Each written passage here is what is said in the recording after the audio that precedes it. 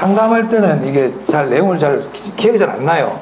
그래서 오늘 제가 첫 시간에 잠시 우리 시험에 대해서 우리 시험이 어떤 시험인지 하고, 그리고 우리 합격을 위해서 어떤 식으로 1년 동안 공부를 해야 되는지, 그리고 우리 학원에 1년간 연간 커리큘럼은 어떻게 구성이 되어 있는지 간략하게 설명드리고, 그리고 수업을 진행하도록 하겠습니다.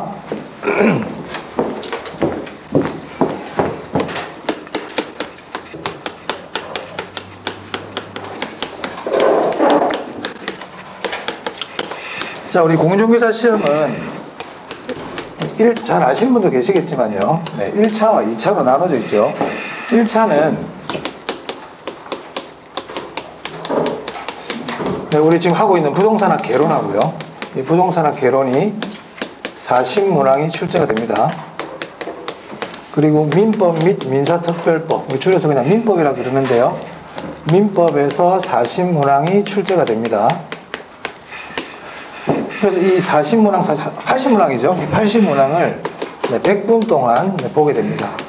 자, 그리고 1차 시험을 보고 나서 좀 쉬는 시간을 갖고요. 쉬는 시간을 갖고 나서 이제 2차 시험을 보는데, 2차 시험은 부동산 공법하고요. 공법도 40문항이 나옵니다. 자, 그리고 우리가 중개법령 및 실무라 그러는데요. 우리가 보통 중개사법 이렇게 보통 얘기를 해요. 40문항 나와요.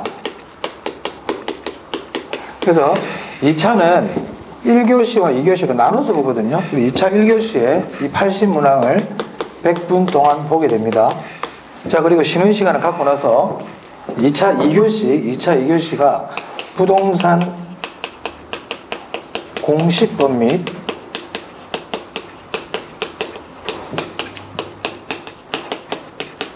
부동산 세법. 네, 그래서 공시법은 24문항, 부동산 세법에서 16문항, 그래서 합쳐서 40문항이에요. 그래서 우리 중개사 과목이 하나, 둘, 셋, 넷, 5과목이지만 이 2교시가 2과목으로 이루어져 있기 때문에 전반적으로 공부해야 되는 과목은 6과목이 되겠습니다. 자, 그 다음에 이거는 이제 50분 동안 보게 됩니다. 50분. 합격 기준은요, 평균 60점 이상이면 합격이 되겠습니다. 물론 과락이 있으면 안 돼요. 과락은 40점 미만이 과락인데, 한 과목이라도 과락이 있으면 안 돼요. 근데 학원을 이렇게 1년 정도 다니신 분들은 제가 과락 나오는 경우는 거의 못 본 것 같습니다. 그래서 과락은 크게 염려하지 않으셔도 된다. 그럼 이게 평균 60점 이상이기 때문에 과목당 60점이 아니죠. 그래서 예를 들어서 개론을 70점 받았는데 민법이 50점 받았다. 그러면 평균 60점이기 때문에 합격을 하게 되는 겁니다. 이거는 그게 어려운 내용 아니죠, 그죠? 네. 자, 그 다음에 그럼 결국 우리 1차가 합격된 상태였어요. 2차가 합격돼야 최종 합격이고, 1차는 합격했는데 2차가 60점이 안 되잖아요. 그러면 1차만 합격한 게 되고 내년에 2차를 응시하게 되겠습니다. 그리고 2차는 평균 60점이 넘었는데 1차가 60점이 안 된다. 그럼 이 시험은 무효가 되겠습니다. 그래서 일단 1차가 합격이 된 상태에서 2차가 합격이 돼야 된다. 1차가 좀 더, 2차 과목도 중요하지 않다는 얘기는 아니지만 1차가 좀 더 중요하다고 할 수 있겠어요. 네. 자, 그 다음에 이제 우리 학원 이 커리큘럼, 1년 연간 커리큘럼 말씀드리면, 자, 11월에서 12월까지는 기초 입문 과정이라 그래서 네, 좀 말 그대로 기초적인 부분, 그 다음에 이런 공부를 안 하시다가 학원에 왔기 때문에 이제 좀 공부하는 습관도 좀 기르고 가볍게 이렇게 용어 위주의 이렇게 강의를 한다 보시면 되겠어요. 자, 그리고 1, 2월 달에는 이제 우리 기본서를 가지고 이론 공부를 시작합니다. 기본서를 가지고 이 책 말고 다른 기본서가 있거든요. 그래서 1, 2월 달에는 기본서를 가지고 수업을 하고요. 3, 4월 달에 기본서를 한 번 더 봅니다. 네, 여기서 한 것뿐만 아니라 좀 더 필요한 것들, 좀 깊이 있는 내용들을 3, 4월 달에 다루게 됩니다. 자, 그 다음 5, 6월 달에 네, 요약집을 가지고요. 네, 1, 2, 3, 4월 달에 했던 내용들을 좀 더 요약해서 강의를 하게 됩니다. 자, 그 다음 7, 8월 달에 과목별 문제집을 가지고 이제 문제 푸는 연습을 하죠. 6월까지는 이론 수업이었다면 7월 달부터는 이제 문제 푸는 연습을 한다 보시면 되겠습니다. 자, 그리고 9, 10월 달에는 동형 모의고사 과정이라 그랬어요. 실전처럼 매일매일 주어진 시간 안에 문제를 풀고 그리고 OMR 카드 마킹 그리고 풀이 이런 과정을 거치게 되겠습니다. 그래서 1년간 이런 식으로 진행이 된다. 자, 그리고요, 뭐 합격 전략이라 그럴까요? 뭐 크게 뭐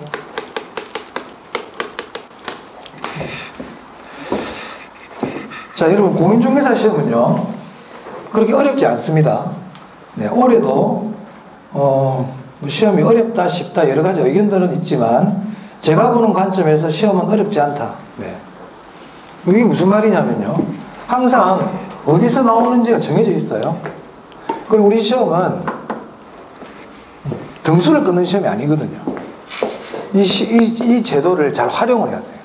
그러니까 이 공인중개사 시험은 상대평가가 아니기 때문에 평균 60점만 넘기면 합격하는 시험이기 때문에 이 시험 제도의 특징을 우리는 충분히 활용을 해야 돼요. 그런데 이 공부하시는 수험생분들이 자꾸 고득점을 받으려고 그래요. 제가 수업 중간중간에 계속 말씀을 이런 말을 자주 드릴 겁니다. 강의하면서 고득점을 노리면 안 돼요. 고득점을 노리는 자체부터가 이거는 넌센스야. 그냥 우리는 그냥 60점을 넘기면 돼. 그럼 공부도 어떻게 해야 됩니까? 60점을 넘기는 공부를 해야 되는데 목표를 80점, 90점 잡는 거야. 자기 실력도 모르고. 그러면 안 돼요. 그러면 힘들어요. 본인이 힘들고 본인에 대한 실망감이 자꾸 커지거든요. 사람 자기 자신에 대해 실망을 하면 어떻게 됩니까? 포기합니다. 포기. 그래서 첫째, 이 시험은 어려운 시험이 아니다. 어려운 시험이 아닙니다. 올해 시험도 봤을 때 똑같습니다. 약간의 난이도가 올라갈지는 모르겠지만 우리 60점을 넘기는 데는 전혀 지장이 없는 시험이에요. 무슨 말 알겠죠? 그래서 우리 시험은 어려운 시험이 아니다. 충분히 합격할 수 있는 시험이에요. 그러면 합격 전략이라는 거는요, 일단 기본의 준비, 첫 번째가 여러분들은 일단 기본적인 건 잘 되셨어요. 뭐냐면요, 학원에 일단 일찍 오셨어요. 학원은 가능하면 일찍 와야 돼요. 늦어도 이거 1월, 2월 기본서 강의할 때까지는 와야 돼요. 여러분들은 11월 달에 정말 잘하신 거죠. 그리고 학원은 늦게 올 이유가 없는 게요, 이럴 때나 이때나 학원비가 똑같아요. 이때가 더 쌀지도 몰라요. 그러니까 돈도 똑같고 또 그런데 굳이 내가 일부러 뭐 때문에 늦게 옵니까? 그럴 필요 전혀 없거든요. 1월 달에 와가지고 공부하려고 하면 잘 안 돼요. 왜냐하면 우리 여러분들이 다 몇십 년 동안 책을 다 손에서 놓은 상태이기 때문에 학원에 와가지고 처음부터 공부 잘 안 됩니다. 그러니까 학원에 적응하는데 내가 책상에 앉는데 이런 기간이 한 일주일, 열흘 정도 필요하거든요. 근데 1월 달부터 와가지고 그런 것보다는 미리 학원에 와가지고 내 공부에 대한 습관도 좀 기르고, 여러분 오늘도 3시간 우리가 강의를 할 텐데 3시간 이렇게 앉아있는 것 자체가 쉽지 않아요. 힘들다니까요. 처음 와가지고 앉아있으면. 그렇기 때문에 11월, 12월 달에는 학원에 오는 연습도 하고 책상에 한 3시간 앉아있는 연습도 하고, 그리고 여러분들 제가 책을 갖다 별로 보신 적도 없을 거예요. 그죠? 살아가면서 책 볼 시간이 없지 않습니까? 이런 책들을. 그런 책들도 좀 보고, 눈이 좀 피곤하면은 이 안경도 하나 맞춰야 되는 생각도 해보고, 이 준비 과정이 필요하거든요. 그럼 먼저 와야 되는 거예요. 여러분들은 잘하셨어요. 학원에 좀 빨리 와야 돼요. 학원에 일찍. 이건 잘하신 거고요. 두 번째가요, 그러면 왜 공인중개사 시험은 그렇게 시험도 쉽다 하는데 왜 합격을 못할까, 사람들이? 아까 제가 공부하는 방법에도 문제가 있었지만 또 어떤 문제점이 있냐면, 이 시험 기간이 1년이에요. 준비 기간 1년이죠. 1년이다 보니까 중도 포기가 많습니다. 뭐 제가 포기하는 분들을 제가 이렇게 뭐 비난하고 싶은 마음은 전혀 없어요. 왜? 그분들도 사정이 있기 때문에, 본인의 생활이 있고 피치 못할 사정이 있다 보니까 누가 포기하고 싶으면 포기하는 사람이 있겠습니까? 그죠? 근데 그걸 참아내야 돼요. 그러니까 중도에 포기를 해버리니까 합격률이 떨어져요. 그래서 보통 보면 1년에 포기율이 제가 보면 완주하시는 분들이 한 반 조금 넘는 것 같아요. 그래서 반 정도가 포기를 해버립니다. 포기를. 포기하면 안 된다. 그리고 세 번째 그 비슷한 내용인데 결석하시면 안 돼요. 결석하지 마라. 결석을. 왜냐하면 학원에 한번 결석을 하잖아요. 결석을 하면 사람이, 저도 마찬가지예요. 한 번 안 가면 그 다음날 또 가기 싫어져요. 사람이 원래 처음이 어렵지. 한 번 해버리면 계속 하거든요. 결석을 만약에 한 5일 연장을 해버리잖아요. 그럼 그분들은 제 경험상 학원에 그 뒤로 안 나올 가능성이 상당히 높아집니다. 상당히 높아집니다. 포기해버립니다. 그래서 왜냐하면 학원에 오니까 공부하는 내용이 처음 듣는 얘기고 어렵고 막 생소하거든요. 그러다 보니까 사람들이 이 생각이 막 여러 생각 잡념이 드는 거예요. 아, 내가 해야 되나? 이거 내가 이거 해야 되겠네. 어려운데 이거 할 수 있겠네. 이런 자꾸 이상한 이 악마의 속삭임이 들리기 시작하는 거예요. 닫아버려야 되는데, 그리고 옆에서 누가 또 부추기는 말을 또, 그래, 이거 말하려고 그러노. 그래, 생각 잘했다. 막 그런, 여기가 막 들어와. 집에서도 막 그래. 가족들도 그래. 엄마 그거 왜 하려고 그래? 남편도, 그래, 대치하라. 막 이런 식으로. 나도 지금 흔들리고 있는 상황인데. 그죠? 그럼 그런 분들 그냥 간둬버립니다. 그래서 내가 굳은 결심을 해야 돼요. 1년 동안, 나 무슨 일이 있어도 올해 합격하겠다. 이런 결심을 매일매일 해야 됩니다. 본인한테. 멘탈이 매우 중요합니다. 특히 우리 성인분들이 이 정신력이 좀 약해요. 왜냐면 공부하는 데는 약하다니까. 왜? 다른 생활들이 많다 보니까. 학생들은 할 일이 공부밖에 없잖아. 그리고 걔들은 어차피 공부를 해야 되는데, 우리 어른들은 공부가 아니라도 할 일이 많다 보니까 다른 일 때문에 이거, 아이고, 그러니까 이 공부를 1순위로 잡아야 되는데 공부가 2순위, 3순위인 거예요. 그러니까 다른 일이 생기면 그 내년에 하지 뭐 이래버리고 이걸 밀어버리고 이걸 해버린단 말이야. 그러면 안 돼요. 그럼 내년 되면 또 한다니까, 공부를. 그래서 올해는 이 공인중개사 합격을 1순위로 뒀으면 좋겠어요. 1순위로. 아시겠죠? 1순위로 둬야 합격을 하지. 내가 3순위, 4순위로 둔 걸 갖다가 누가 줍니까? 절실한 게 하나도 없는데. 그죠? 근데 보면 그렇지 않은 경우가 많아요. 말씀들은 다 1순위로 해야지 하지만 3일 지나면 흐릿해져 버리거든요. 그래서 매일매일 결심을 해야 됩니다. 나 올해 꼭 합격하겠다. 그게 굉장히 중요한 거예요. 그게 사실 어찌 보면 제일 중요한 거예요. 왜? 포기율이 높다고 그랬잖아요, 제가. 그죠? 그 다음에 학습할 때 복습인데, 물론 복습은 필요합니다. 복습은 필요한데 제가 여러분들에게 하고 싶은 얘기는 11월, 12월 달에 너무 무리한 복습하지 마라. 무리한 공부 계획을 세우지 마세요. 그러니까 여러분들이 하루에 오늘 만약 결혼을 공부하면 집에 가서 결혼 복습을 하시겠죠, 그죠? 하실 거 아니에요? 복습을 할 때 내가 하루에 공부할 수 있는 시간이 1시간이 있다. 그럼 계획은 30분만 하시는 거예요. 내가 공부할 시간이 1시간이 있는데 1시간 공부하겠다. 그거 잘 안 됩니다. 그래서 자기가 할 수 있는 학습 시간에 반만 계획으로 세우세요. 30분도 괜찮아요. 안 하는 것보다 훨씬 나아요. 중요한 거는 뭐냐면 꾸준히 하는 거예요. 포인트는 꾸준히야. 꾸준히. 이게 중요해요. 오늘 3시간 공부하고 3일 동안 놀아버리고 이런 거 의미 없어요. 하루 30분을 하더라도 정해진 시간에 정해진 장소에서 꾸준히 하세요. 아시겠죠? 그리고 공부는 아까도 말씀드렸죠. 정해진 시간은 가능하면 좋아요. 내가 몇 시부터 몇 시, 약속이야, 본인하고. 편할 때 한다, 이거 안 돼. 그럼 안 한다는 얘기야, 그거는. 내 편할 때 할게. 그건 안 하겠다는 얘기입니다. 그러니까 몇 시부터 몇 시까지 나는 어디에 앉았어. 우리 아들 책상이든 뭐 딸 책상이든 아니면 식탁이든 조용한 시간에 30분이든 1시간이든 내가 할 수 있는 계획 시간을 딱 세우세요. 그 계획을 꾸준히 하세요. 아시겠죠? 그래서 11월, 12월 달 2달 동안 하루 30분 정도만이라도 하는 습관을 들입니다. 그럼 1월 달 되면 1시간을 할 수 있어요. 여러분들이. 우리가 높은 산 에베레스트 올라가는 사람이 처음부터 뭐 올라갑니까? 아니잖아요. 뒷동산부터 시작하거든요. 뒷동산부터. 그 사람 지금 에베레스트 등반하는데 갑자기 한 3,000m 산 올라가라고 그 사람 포기합니다. 에베레스트 보고 가네. 뒷동산부터 시작해야 돼. 그래서 30분이라도 꾸준히 하다 보면 1월 달 되면 1시간을 할 수 있고요. 3월 달쯤 되면 하지 말라고 그래도 합니다. 이제 그때부터는. 몸에 빼었거든. 몸에 빼었단 말이에요.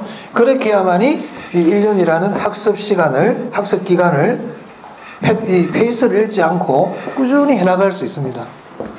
아시겠어요? 굉장히 중요한 내용이에요. 이걸 갖다 여러분이 지금 자꾸 마음속에 항상 새겨놔야 돼요. 그리고 아까도 말씀드렸지만 매일매일 할 수 있다. 할 수 있다. 그리고 주위에서 내 공부에 방해되는 얘기를 하는 사람들 있죠. 그런 사람들은 귀를 막아버려라. 그 사람들 나쁘다는 뜻이 아니고 내 공부에 도움이 안 됩니다.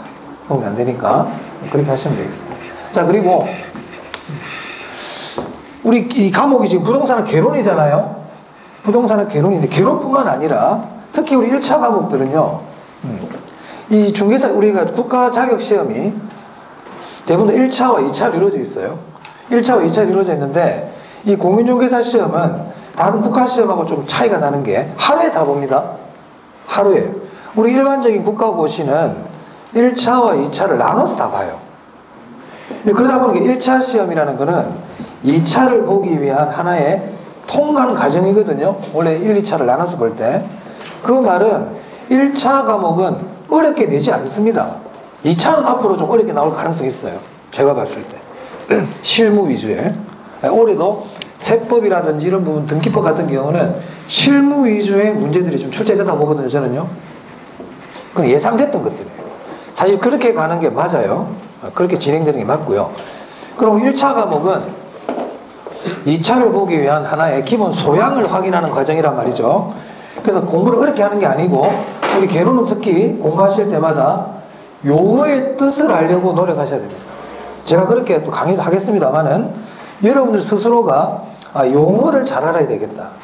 이런 마음으로 수업을 들어주시면 좋겠어요. 민법도 마찬가지예요. 용어의 의미가 파악이 되는 게 매우 중요합니다. 자, 그래서 시험에 대한 내용 전반적으로 말씀을 드렸습니다. 자, 그러면 우리 책 한번 보겠습니다. 그리고 그때그때마다 공부에 필요한 내용이 있으면 그때그때마다 좀 말씀을 드릴게요. 그리고 지금 우리 뒤에서 동영상 찍고 있잖아요. 동영상을 찍고 있는데 이 동영상은 보조수단이에요. 저게 주수단이 되면 안 돼요. 무슨 말이냐. 저는 수업 시간에 지금 아주 좋거든요. 아주 집중력이 좋아요. 왜? 첫날이기 때문에. 이 집중력이 지금 눈이 반짝반짝 이 상태가 10월까지 가야 돼. 10월까지. 수업 시간에 제일 중요한 게 뭐냐면요. 집중이에요. 집중이 잘 안 되죠. 잘 안 됩니다. 왜? 우리 어른들은 이 잡념이 많아. 여러 가지 생각들이 많단 말이에요. 그래서 수업 시간에는 오로지 수업에 집중하세요. 아시겠죠? 그래서 가능하면 수업 시간에는 다른 행동은 안 하시는 게 좋겠습니다. 저는 자세는 탓하지 않습니다. 뭐 이렇게 들어도 되고요. 뭐 이렇게 들어도 관계없어요. 다리 꼬고 들어도 아무 관계없어요. 눈은 저한테 떼지 마시고 저 사람이 뭘 하는지 일거수일투족을 뚫어져라 쳐다보시기 바래요. 아시겠어요? 집중이 제일 중요합니다. 그리고 이 동영상 저거는요. 내가 수업 시간에 들었는데 이 부분 정말 모르겠더라고. 그런 거 확인할 때 듣는 거예요. 지나쳐버렸기 때문에. 무슨 말 아시겠죠? 그래서 나중에 동영상을 볼 거니까 수업은 뭐 나중에 좀 대충 듣지 뭐 나중에 동영상 또 볼 건데 하는 생각 자체를 하지 마시라는 뜻입니다. 여기서 끝낸다. 항상 이런 마음으로 하시고요. 그리고 오늘 노트를 안 가져오신 분이 계실 수도 있는데 제 준비물은 노트입니다. 노트를 준비하셔서 제가 여기 좀 필기하는 것들이 있으면 가능하시면 필기하는 게 좋겠습니다. 필기하는 게. 제가 1, 2월까지는 필기를 좀 합니다. 1, 2월까지는. 자, 그리고 노트에다가 오늘 11월 8일인가요? 자, 11월 8일 월요일 날씨 흐림 기분 좋음 이런 것도 하나 적으세요. 노트에. 이런 걸 적어놓으면 나중에 한 몇 달 뒤에 이렇게 노트를 펼쳤을 때 기분이 좀 새로울 겁니다. 그 당시에 내가 기분이 좀 좋았구나. 그 당시에 내가 왠지 아침에 기분이 좀 꿀꿀했구나. 뭐 이런 것들을 보실 수 있는 그런 게 될 거예요. 네. 하나의 추억이죠. 그래서 노트 필기를 말씀드렸고요. 자, 그러면 우리 책을 한번 보겠습니다. 자, 우리 차례 한번 봐보세요. 차례. 앞에 보시면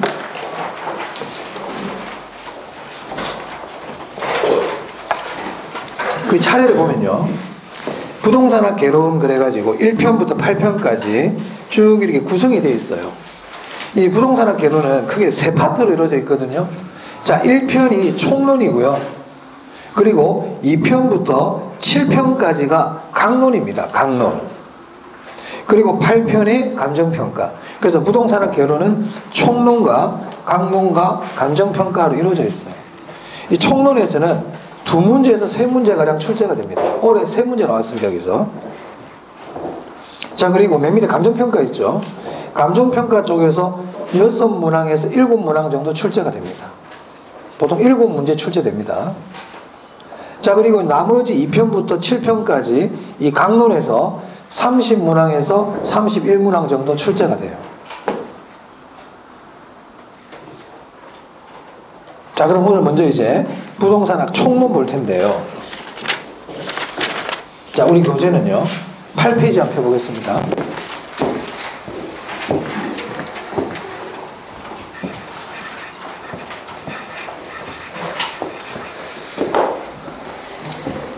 우리 11월, 12월 달은 제가 이 책에 있는 걸, 이게 인문에 있는 걸 다 하진 않고요. 우리 1월 달부터 기본 수업을 하기 위한 기본적인 소양을 좀 기르할 수 있는 그런 위주의 제가 좀 강의를 하려고 그러고요. 왜냐하면 우리 1월 달부터는 기본서 한 400페이지 정도는 책을 나가야 되기 때문에 시간적으로 좀 제약이 있어요.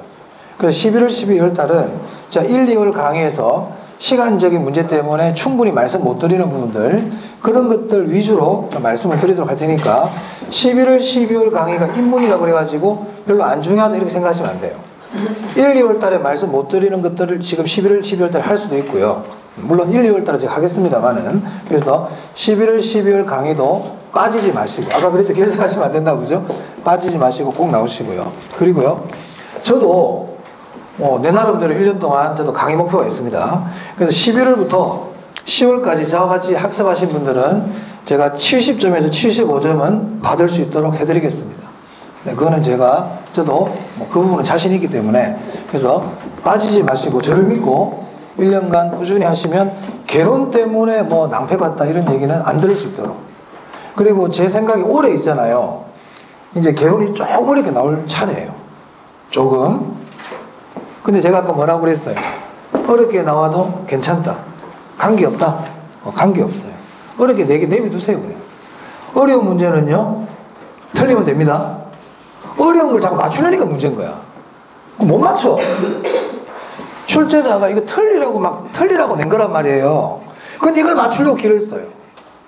자, 그리고 개론 같은 경우 계산 문제가 또 나오거든요. 한 8문제가량. 그때요. 계산 문제 신경 쓰이는 분들 많이 계시거든요. 어디서 좀 들으신 건 있어가지고. 개론 계산 문제 나온다던데요. 뭐. 신경 안 써도 돼요. 합격생들 계산 문제 다 안 풉니다. 다 풀면 떨어져. 계산 문제 다 건드리면 떨어지는 거야. 계산 문제도 마찬가지. 한 3문제 정도만 풀면 돼요. 뭐가 나올 줄 알기 때문에 그거만 집중적으로 연습해가지고 시험장 가서 3문제. 안 풀어도 관계없어요. 그럼 계산 문제 안 풀고, 어려운 거 한 5개 안 풀고, 그럼 13개, 4개 안 풀었잖아. 40문항 중에 14개 안 풀어도 26개 있잖아요. 26개. 그리고 26개에서 한 20개 맞추고, 안 푼 거는요, 한 번으로 쫙 밀고, 그러면 60점 넘지 뭐. 그런 시험이라니까, 중개사 시험은. 그렇게 전략을 짜야지. 이거를 갖다가 전부 다 맞춰야 되겠다. 자기 능력 밖이야. 그러면 안 돼. 힘만 빠져. 자, 그럼 먼저 우리 교재 한번 보겠습니다. 그런 내용들은 제가 강의 중간중간에 또 생각날 때마다 말씀을 드리겠습니다. 자, 8페이지인데요.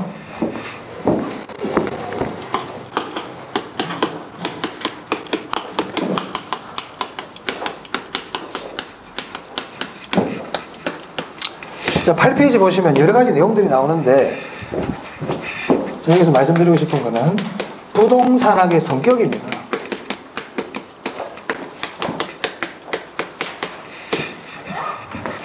그럼 우리 부동산학 개론이라는 게 뭘까요? 부동산학 개론은 부동산학에 대한 전반적인 걸 공부하는 게 부동산학 개론이에요. 개라는 게 대충 개자, 이것도 대충 할 때 그 개자거든요. 개괄적으로, 계략적으로 할 때 그 개란 말이에요. 그래서 부동산학에 대한 전반적인 계략적인 걸 공부하는 게 부동산학 개론입니다. 그러면 부동산학이 뭐겠어요? 네? 부동산에 대한 공부지 뭐. 안 그래요? 그게 부동산학에 대한 공부, 부동산학이지 뭐. 부동산에 대한 학문. 그럼 이 부동산 학문은 다른 학문에 비해서 물리학이나 뭐 경영학이나 이런 학문들 있잖아요. 그런 학문에 비해서 가지고 있는 성격이 있단 말이에요. 부동산학의 성격. 이걸 좀 우리가 알아야 돼요, 지금. 이 부동산학은요, 종합학문이에요. 첫 번째가 종합학문. 종합학문이라는 거는 말 그대로 종합이라는 뜻이 뭐예요? 모아둔 거겠네, 그죠? 그러니까 여러 학문들을 모아둔 거예요.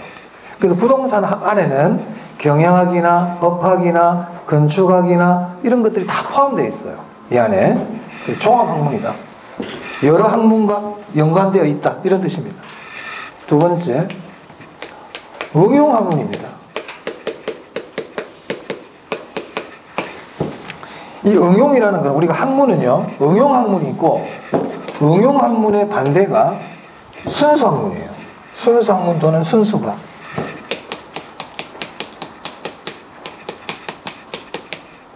학문은요, 순수한 학문이 있고 그걸 응용한 학문이 있단 말이에요. 그럼 예를 들어서 물리학이라든지 화학이라든지 이런 것들은 순수과학에 해당하거든요. 근데 이런 순수과학을 인간 생활에 적용을 시킨다든지 이런 학문을 응용학문이라고 그럽니다. 이 부동산학은 인간이 꼭 들어가 있어요, 안에.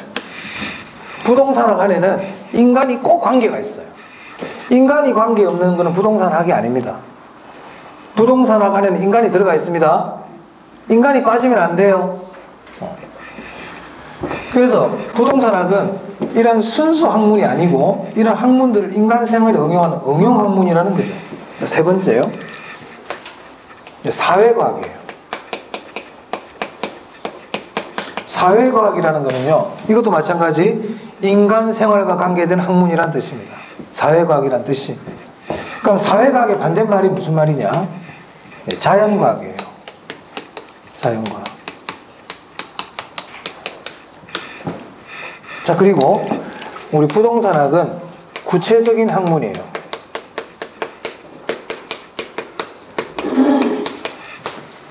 이 구체적의 반대말이 뭐냐면요, 추상적입니다.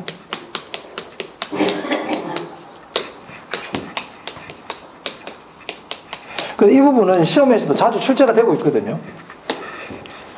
그럼 우리 어떻게 기억해야 되느냐? 부동산학은 종합, 응용, 사회과학이면서 구체적 학문이다. 그러면 얘들이 이게 반대라 그랬잖아요. 그럼 부동산학은 순수과학, 자연과학, 추상적 학문입니까? 아닙니까 이게? 아니겠죠? 아니란 말이에요. 부동산학은요, 순수과학 아니에요. 자연과학 아니에요. 추상적 학문 아닙니다. 아닙니다. 이거 기억해야 됩니다. 자, 그래서 부동산학의 성격에 대해서 봤어요. 부동산학의 성격 페이지 8번에 보시면 부동산학의 학문적 성격 해가지고 나옵니다. 그러면 거기 보면 종합과학 해가지고 옆에 뭐 쫙 적어놨죠? 그죠? 그럼 눈길 안 줘도 돼요. 그냥 종합학문 이렇게 알면 되는 거예요. 자, 그 다음에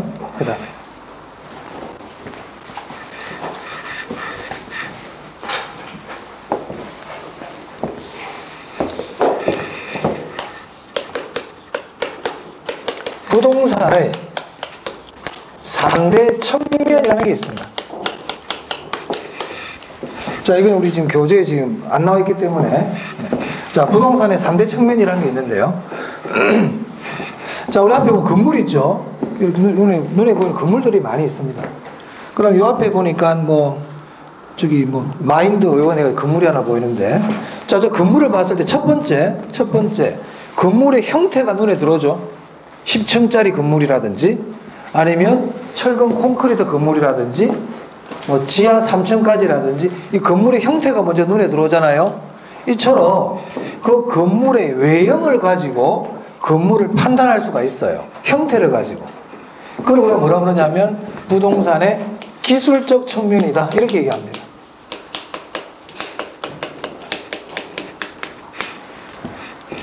형태, 외형을 보고 판단하는 거예요. 우리 사람을 볼 때도 일단 그 사람의 외형을 보고 판단할 수 있죠. 맞아요? 네. 그런 걸 기술적 측면이라고 부릅니다. 이 기술적 측면은 물리적 측면이라고도 그러고요. 형태를 가지고 하는 거예요. 유형이야, 유형. 형태를 가지고 하는 거예요. 저 건물 참 멋지게 생겼구나. 이걸 기술적 측면이라고 합니다. 자, 그리고 법률적 측면이 있죠. 이 법률적 측면이라는 거는 부동산을 볼 때 법적인 관점에서 보는 거예요. 법적인 관점에서. 뭐 예를 들면 여기는 이 토지는 개발 제한 구역이 있기 때문에 개발하기가 힘들겠구나. 법적으로 묶여있기 때문에.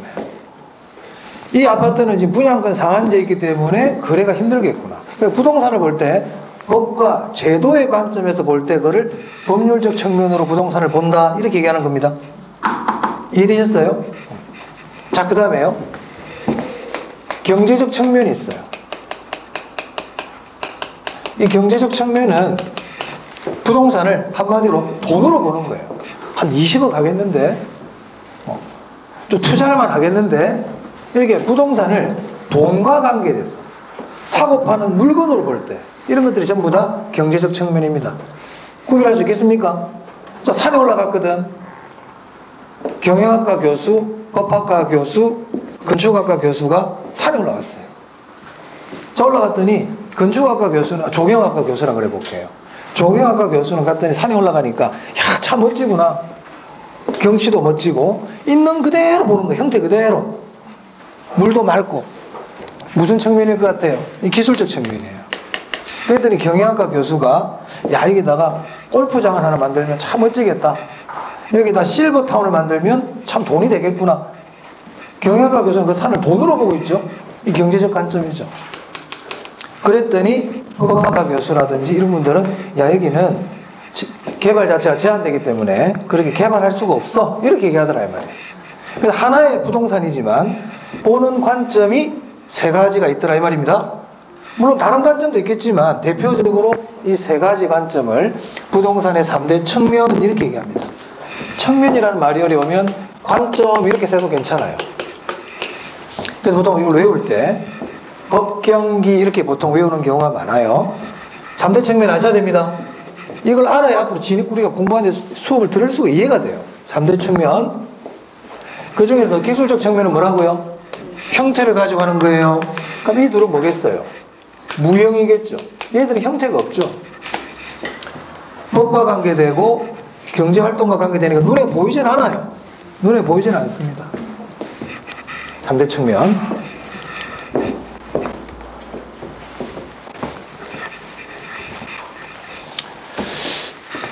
자, 그리고 9페이지 한번 와보세요.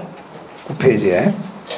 여러분들이 책에다 체크를 하실 분들은 양가로 일본의 부동산의 학문적 성격도 있잖아요. 양가로 일본의 부동산의 학문적 성격도 있죠. 거기다가 만약에 책에다가 좀 체크하실 때는 이렇게 뭐 하나 이렇게 박스를 해놔도 괜찮겠죠. 이걸 배웠다는 얘기입니다. 그럼 3대 측면은 없으면 이제 필기하는 거고요. 자, 그 다음에 이제 제가 양가로 3번에 부동산학의 접근 방법 보이세요? 네.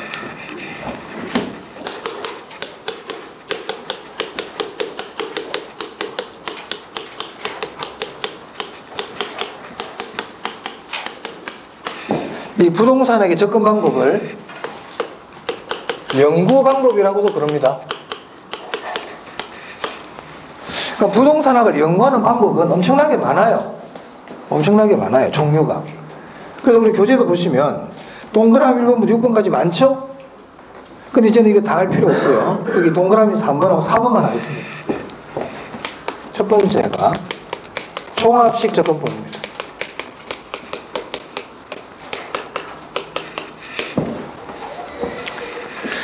제가 아까 첫 수업 시작할 때도 말씀드렸지만 우리 개론은 용어가 중요하다고 그랬어요. 용어가. 그 다음에 여러분 이 종합식 접근법이라는 게 뭘까 한번 생각해 봅시다. 자, 여러분들 용어를 공부하는데 좀 도움이 되는 방법 알려드릴게요. 어차피 이게 좀 일종의 암기 비슷한데, 그죠? 암기란 말이에요. 그럼 우리가 또 용어를 외워야 돼요, 어차피 외워야 되거든. 그런데 책 있는 그대로 외울 필요는 없어요. 책 있는 그대로 외울 필요는 없고요. 내 나름대로 외우면 돼요. 내 나름대로. 그럼 어떻게 외우느냐? 자, 종합식 접근법이 나왔습니다. 그럼 종합식 접근법이 뭔지를 한번 여러분 상상을 해보세요. 이게 과연 뭘까? 생각을 해보는 거야, 혼자서. 그리고 나서 내가 한번 얘기를 해드릴 거 아니에요? 그랬더니, 내 생각과 별 차이가 없네? 그러면 그건 여러분들이 그대로 기억하면 돼요. 근데 제가 말씀드린 거 여러분 생각과 다르잖아요?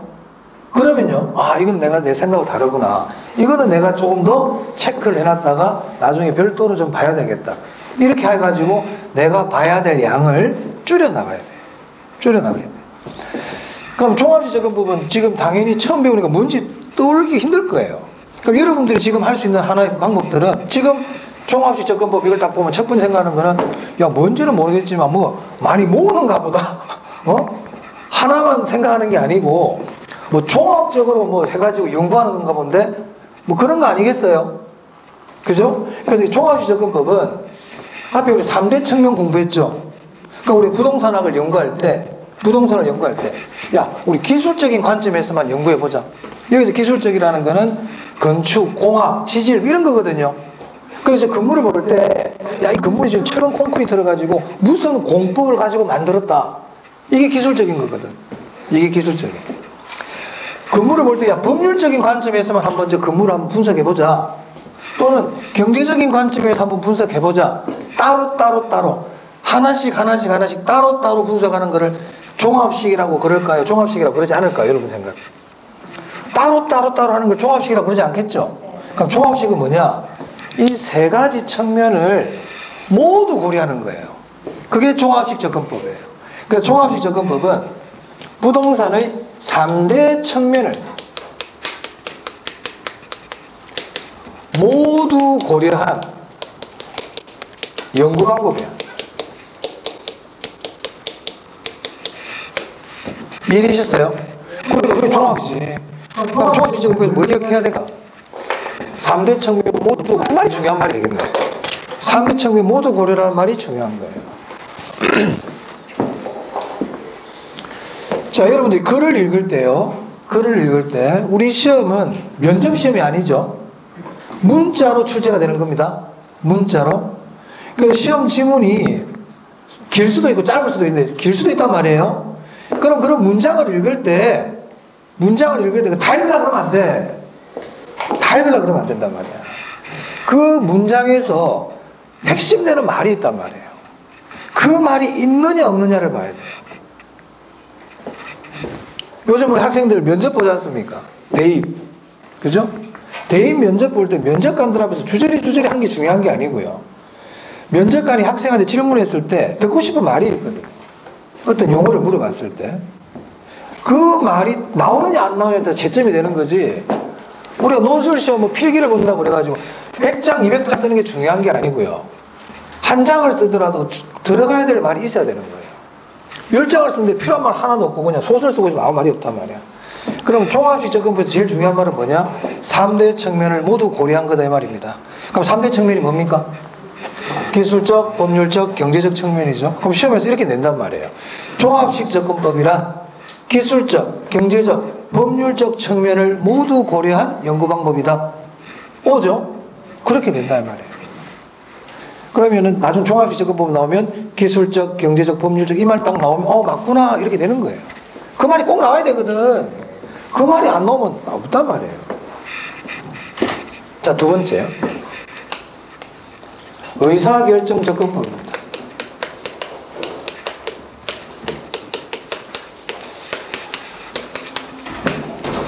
자, 그럼 의사결정 접근법도 뭔지 한번 생각해 봅시다, 우리가. 처음 나온 용어거든, 이게. 그죠? 그럼 보세요. 공부하는 방법이 그렇잖아요. 공부는 내가 스스로 해야 되거든요. 앞에서 제가 의사결정 접근법이 뭡니다 쭉 설명해 줘 넘어가 버리잖아요. 그 여러분들 그렇구나 해놓고는 내일 되면 기억이 안 나요. 내일 되면 기억이 안 납니다. 그리고 나서 또 1월달 되면 또 이걸 얘기할 거란 말이에요. 1월달 첫 진도할 때 또 이거 얘기할 거예요. 그럼 그때도 의사결정 접근법 설명드리겠죠 제가. 또 들었어. 그렇구나. 기억이 안 나요. 3일 지나면. 그럼 또 3월 달에 또 듣거든. 1, 3, 5 이렇게 되니까 3월 달에 들을 때도 별 차이 없는 거예요. 왜 그렇습니까? 공부 방법이 잘못된 거예요. 공부 방법이. 수동식으로 계속 공부를 하고 있거든요. 얘기해 주는 것만 자꾸 듣고 있는 거예요. 그래가지고 몇 개 안 됩니다. 그래서 우리가 복습이 필요한 거예요. 그러니까 복습도 할 때도 복습하는 방법도 방법에 따라서 효과 다르단 말이에요. 효과가. 그래서 저는 공부할 때 제일 중요한 게 자기가 주인이 되는 공부 방법을 해야 됩니다. 자기가 주인이 되는. 그렇게 하다 보면 학습 효과도 있고 집중도 잘 되고 잠도 안 오고 왜? 수업 시간이 내 수업 시간이니까. 이 수업 시간 여러분이 주인공이 돼야 되거든요. 그럼 이제 의사결정 접근법이 나왔어. 그러면 이 문제 다 보는 거야. 의사결정 접근법이 뭘까? 그럼 접근법이라는 거는 이거는 연구 방법이라는 걸 알겠고, 이거는 중요한 말이 아니잖아. 다 나오니까. 그럼 이게 중요한 말 아니겠어요? 그죠? 의사결정 접근법이라고 이런 걸 지어줬을 때는 이거 관계 있지 않겠습니까? 그러면은 의사결정을 가지고 연구하는 건가 보다. 의사결정에 대해서 연구하는 건가 보다. 이 정도는 우리가 생각할 수 있잖아요. 맞아요? 그러면 이제 어떠한 의사결정일까? 이게 이제 중요한 포인트네. 어떠한 의사결정일까? 어떠한 의사결정일까? 네. 이윤극대화예요. 이익극대화. 부동산학을 연구할 때 이 부동산을 통해서 어떻게 하면 내 이익이 극대화될 수 있을까? 여기에다가 초점을 맞춘 연구 방법을 의사결정 접근법이라 그런단 말이에요. 이해되셨어요? 그럼 의사결정 접근법은 무슨 말이 기억이 나야 된다고? 이익극대화. 의사결정 접근법은 뭐라고요? 이익극대화. 이게 딱 돼야 돼. 그럼 시험에서 의사결정 접근법이란 딱 자주 나온다. 자주 나와. 그럼 그 지문 안에 봤더니 이익극대화 있지? 그럼 O야. 근데 그걸 다 읽을 필요 없어. 근데 의사결정 접근법인데 이익극대화가 없네? 그럼 이상한 거야. 그 지문 이상한 지문이에요. 자, 그 다음 볼게요. 이 말이 꼭 나와요. 자, 인간이 이익을 극대화시킨다는 것은 이익을 추구한다는 뜻이죠. 어떻게 해야 이익이 된다는 걸 알다는 뜻 아닙니까? 그러면 우리 좀 바보 같은 사람들 있잖아. 맹구. 이런 사람들은 이익 극대화가 될까요? 안 될까요? 맹구는 이익 극대화 안 되죠. 걔 있는 거 다 줘버린 애잖아요. 그러니까 맹구는 이익 극대화가 안 돼. 그러면 어떤 사람들이 이익을 추구할 수 있느냐? 이걸 이렇게 표현합니다. 인간은 합리적인 존재다.